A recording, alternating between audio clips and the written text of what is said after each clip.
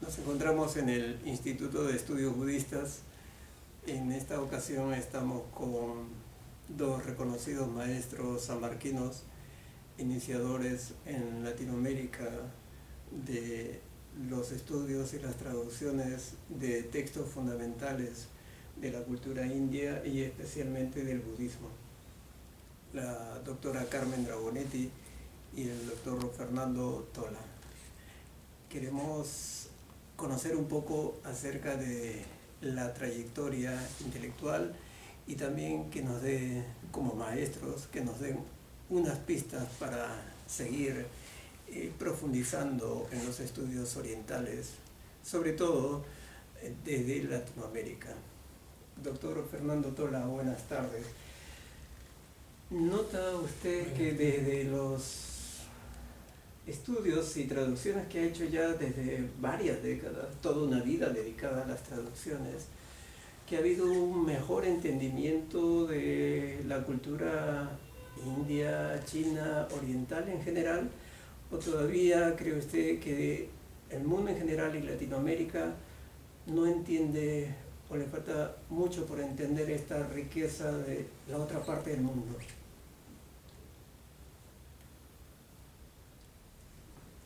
A él le va a costar contestar esto.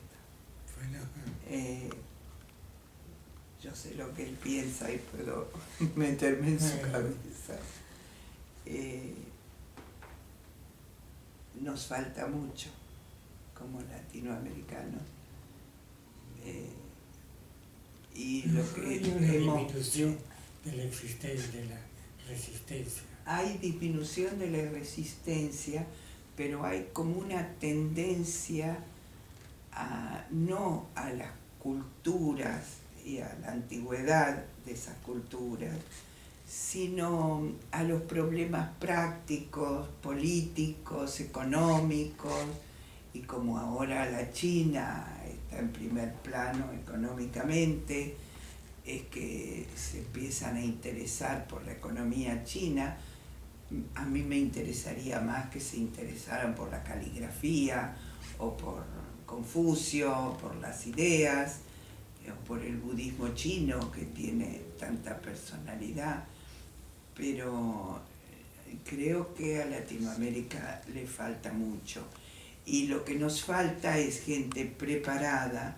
Bueno, el gran orgullo nuestro es ustedes, el gran orgullo de que se haya establecido esa cátedra en San Marcos, para nosotros tan querida, y que pueda, y no es una cosa común en el mundo, Polo, porque en general, y más en el caso del budismo, cuando se habla de cátedras o institutos que tengan que ver, siempre es la vinculación con la religión, con lo religioso, pero hay como una cierta dificultad en admitir que hay una filosofía oriental, como lo dice su cátedra, y específicamente en nuestro caso una filosofía budista o filosofía hindú, que tiene mucho que aportar,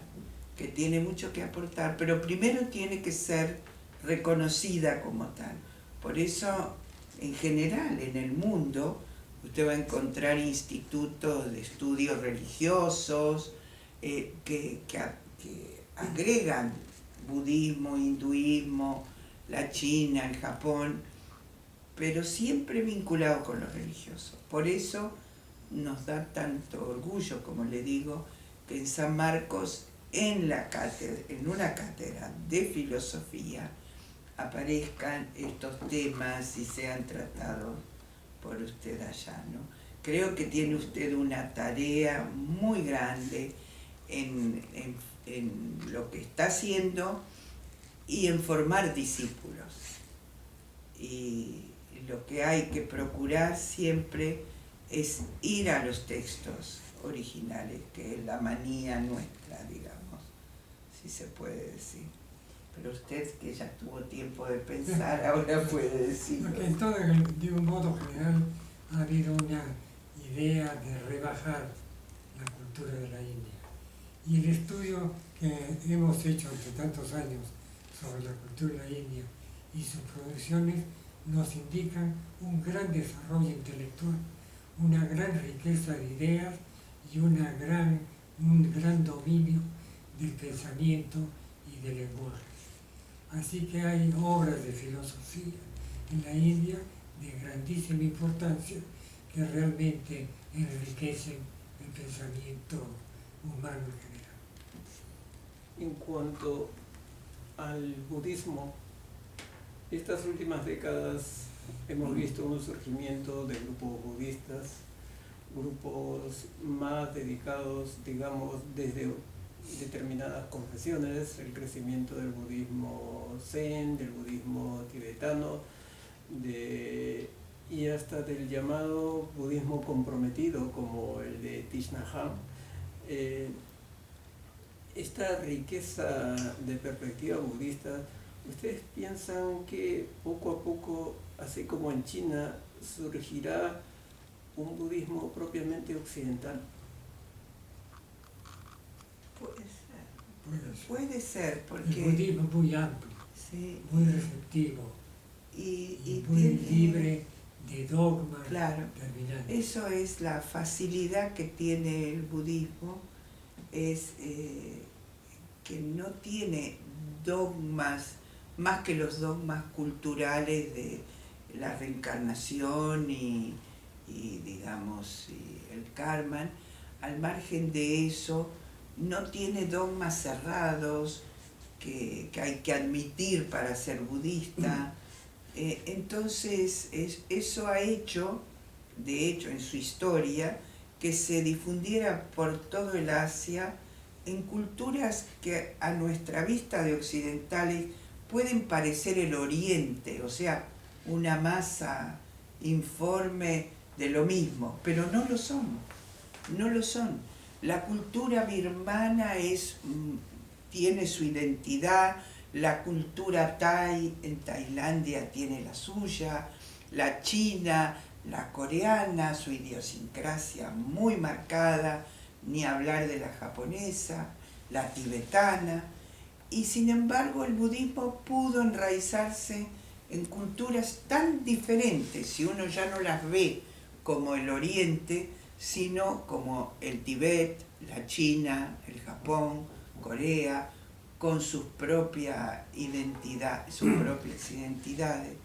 Así que yo creo que puede, incluso, ya que usted mencionó en broma, otra broma que se hace cuando se habla de la difusión del budismo, se dice, y últimamente el budismo Sam, el budismo del tío Sam, o sea, el budismo norteamericano o de Estados Unidos, digamos así, porque hay en Estados Unidos grupos enormes, monasterios, monjes, y ya no solo chinos o coreanos o tibetanos, monjes que son norteamericanos. Entonces, lo mismo está pasando en Francia, pasó con los alemanes, Nyanathaloka y Nyanaponika eran dos alemanes que se hicieron monjes budistas del Theravada. Así que creo que sí, que puede haber un budismo latinoamericano, porque Latinoamérica tiene mucho para dar, tiene también una identidad que no es, aunque incluso aquí en Argentina les parezca que hay mucha influencia europea y todo eso, no es tan así, es así a la vista, digamos, ¿no? Pero cuando uno va a Europa o a Estados Unidos, uno se da cuenta que no es igual, que uno es latinoamericano. Nos pasó en un congreso de filosofía en España, que hubo un personaje muy importante que en un gran plenario lleno de argentinos y de latinoamericanos, y digo argentinos porque este gran profesor o intelectual iba a hablar de Che Guevara y todo ese movimiento, ¿no? Y fue espantoso, fue horrible, porque este hombre no había entendido nada y con mucha suficiencia, yo creo que hasta le quisieron pegar cuando salió del plenario, pero al salir de ahí nosotros dijimos, no tenemos nada que ver, podemos parecernos físicamente, pero no tenemos nada que ver con una cultura así que entiende las cosas de un modo tan diverso y tan alejado a nuestra realidad, ¿no es cierto? Como festejar el Día de la Raza, hasta no hace mucho acá se hacía. ¿De qué raza? Bueno, el Día de la Raza era el Día de España y fue más bien una raza invasora y depredadora, ¿no? En fin, a Fernando no le gusta que hable yo de estas cosas. A mí me parece que el budismo tiene una gran capacidad de difusión porque desde el primer momento Buda lo que impuso fue la libertad de pensamiento. En la célebre diálogo que tuvo con los calamas, les dijo, ustedes no deben creer y aceptar mis enseñanzas por el simple hecho que yo, el maestro, las he dicho. Tienen que estudiarlas, analizarlas, compenetrarse bien y luego ver en la experiencia cuál es el efecto de mis enseñanzas. Y también por esa misma época había, frente a la tesis budista de que no hay un alma que transmigra, sino que todo es un viaje sin viajero, él predicó esta doctrina. Sin embargo, hubo un grupo de sus discípulos que decían que si bien no había alma que transmigrara, por lo menos debería haber un Pudgala, algo que tramitara de una existencia a otra. Y los budistas dijeron, eso no es muy budista, no es la enseñanza de Buda que terminantemente niega la existencia del alma, pero estos alumnos, estos discípulos, pueden quedarse adentro del budismo como los llamaron los heréticos del interior. O sea, no los apartaban. Así que muchas personas no fueron expulsados. Pueden ser budistas sin creer en la terminación, en las transmigraciones o en alguna otra doctrina, porque el budismo tiene una riqueza de enseñanza al margen de sus creencias, de su punto de vista de la calidad humana e intelectual. Y de hecho una prueba más es cómo se expandió el budismo. Se expandió en todas esas culturas diferentes del Asia, como dije antes, pero se expandió por el efecto de la prédica de los monjes. Nunca hubo una guerra de religión en el budismo. Es decir, los japoneses podrán haber sido tremendos en la guerra, pero no era por budistas, formaban parte de un imperio, pero no era una guerra religiosa. En la historia de Europa y la historia del hemisferio norte es la historia de las guerras religiosas. Eso sería inadmisible en el budismo porque al llegar a cada región diversa, así como trae el mensaje de Buda, recoge los mensajes que le da esa propia tierra. Y, por ejemplo, en el plano práctico del vegetarianismo, el budismo por esencia es vegetarianista en el sentido de que su primer principio moral es la ahimsa, y ahimsa es la no violencia. Entonces matar un ser vivo para que yo me alimente, hay una violencia detrás, no es admitido. Sin embargo, cuando el budismo llega al Tíbet, ¿qué va a hacer? si en el budismo tibetano hubieran impuesto el vegetarianismo, entonces no habrían podido subsistir, porque es imposible desde un punto de vista práctico en el Tíbet cultivar verduritas, mientras que, y por eso ellos tienen un vinaya especial en donde ellos se les permite comer carne.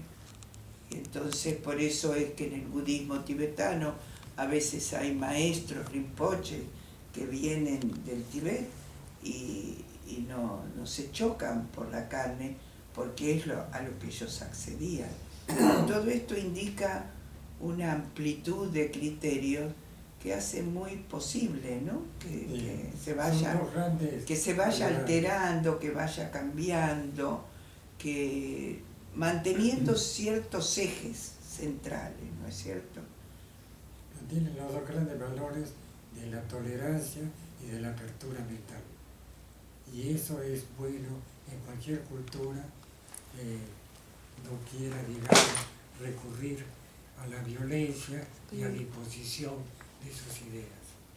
Por eso la difusión del budismo es un enriquecimiento para las culturas donde se difunde. Doctor, una última pregunta. En realidad quisiera hacerle muchas, pero hay que volver a viajar. Tienen que volver a esta tierra. Si es que tuviera usted que decirle a los profesores, posibles profesores o alumnos, que lean 5 obras fundamentales de la filosofía de la India, ¿cuáles serían? Después le daré la pregunta sobre el budismo a la profesora Dragonetti. ¿Cuáles serían las obras clave desde la filosofía de la India para comprender esta compleja cultura? En la India es difícil contestar esa pregunta, dada la riqueza de enfoques, la riqueza de escritores, la riqueza de pensadores. Se hace muy difícil. Muy difícil porque son muchos sistemas, muchas escuelas dentro de los sistemas, y hay grandes personalidades. En fin, si tuviera que él elegir, claro, bueno, las obras de Shankara. Shankara sería uno, y las obras de Shankara en general. Sí. Pero él, si tuviera que elegir un libro indio y ya no filosófico, él elegiría el Mahabharata. Esa es su obsesión. Porque fue el libro con que se educó la cultura de la India y que revela, ya por muchos siglos antes de Cristo, un gran desarrollo del pensamiento, un gran desarrollo de la técnica del lenguaje. Pero obras son tan numerosas que la verdad no recuerdo. Es muy difícil, es muy difícil. Por ejemplo, una obra importantísima Los Yoga Sutras. Pero estaríamos dejando de lado cuantas otras, ¿no? Ramanuja. Los Ramanuja, Shankara, los Yoga Sutras de Patanjali, Udayana, Badarayana, Bhartrihari, la filosofía del lenguaje, Panini, pero ya no en filosofía, en gramática. Hay tantas grandes obras. Hay una riqueza extraordinaria en múltiples aspectos del pensamiento que Europa ha tratado de ocultar o de criticar o de rebajar. Pero en nuestro libro que vamos a publicar próximamente sobre el gran indólogo Frau Wallner, hacemos una exposición de todas las manifestaciones del pensamiento de la filosofía, de la filosofía de la India, la tanto hindú como de budista. emitir un juicio único sobre estas obras, y más aún de denigrarlo como hace este gran indólogo, Frau Wallner. Y lo mismo sería en el caso del budismo. En el caso del budismo, bueno, como yo tengo publicados muchos textos, puedo mencionar para hacerme propaganda. el Dhammapada para mí fue un texto fundamental y fue mi tesis de bachiller en San Marcos y bueno, hasta al día de hoy, como yo trabajaba con el gran maestro, que me hizo trabajar duro, como dicen en Perú, en realidad hoy en día yo recuerdo pasajes de memoria, de tantas veces que lo habré trabajado, recuerdo muchos pasajes de memoria. Y el Dhammapada además representa las primeras ideas en forma de estrofas, muy sencillas, pero muy profundas, y donde yo pude convencer a los profesores de San Marcos que me pusieron en el jurado y que se oponían a que yo presentara esto por mi carrera de filosofía, y querían que la presentara por mi carrera de filología, porque eso no es filosofía.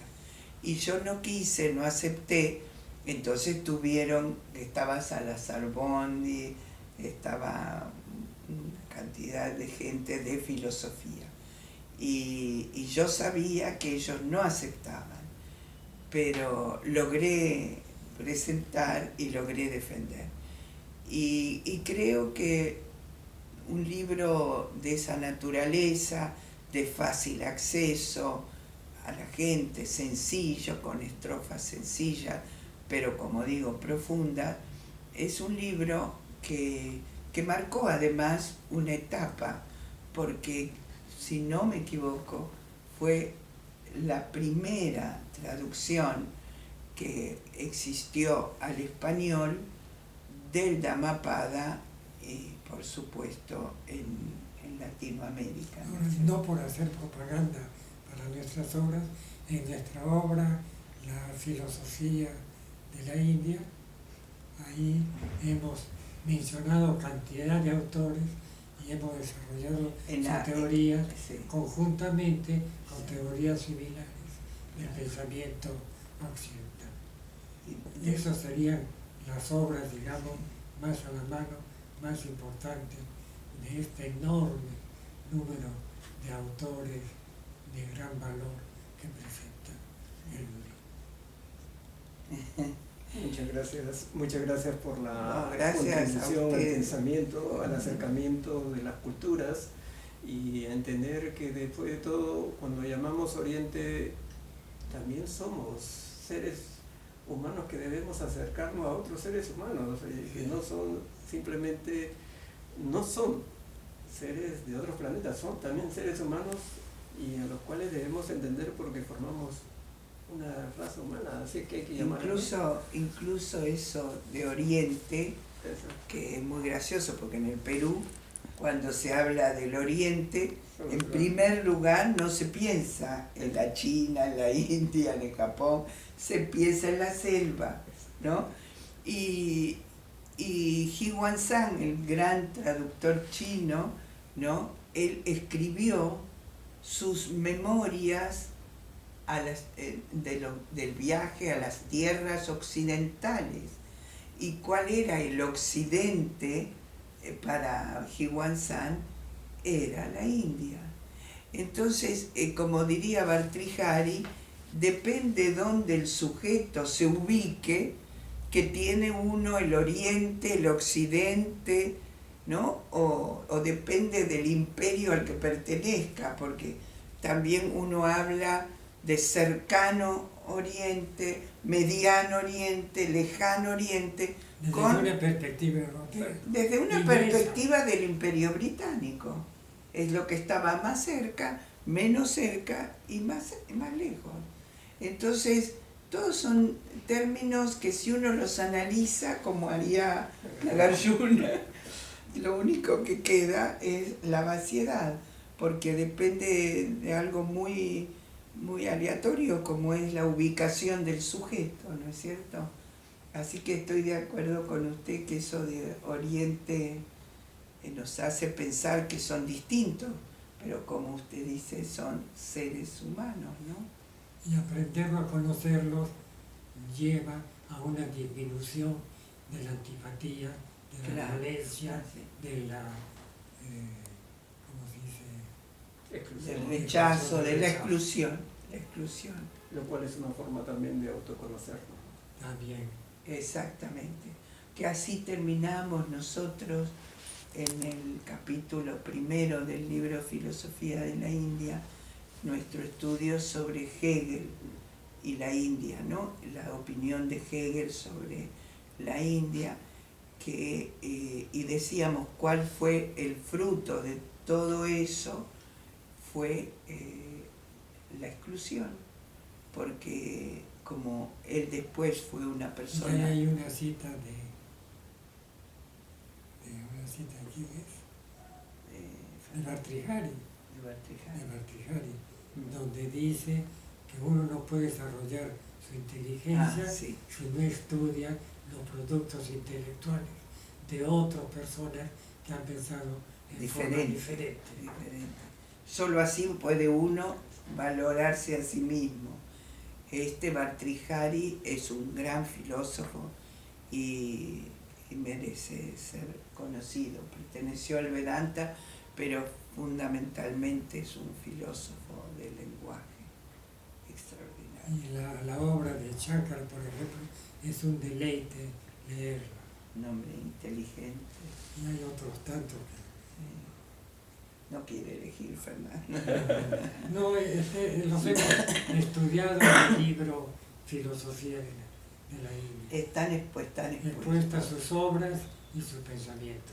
Y ahí se ve de alguna manera la elección que hemos hecho, porque como no podíamos hablar de todos, hemos elegido ciertos sistemas, ciertos autores y ciertos temas, porque es tan enorme que da más para equipos que para personas esta tarea. Muchas gracias. Bueno, gracias. Muchas gracias. Hablamos demasiado.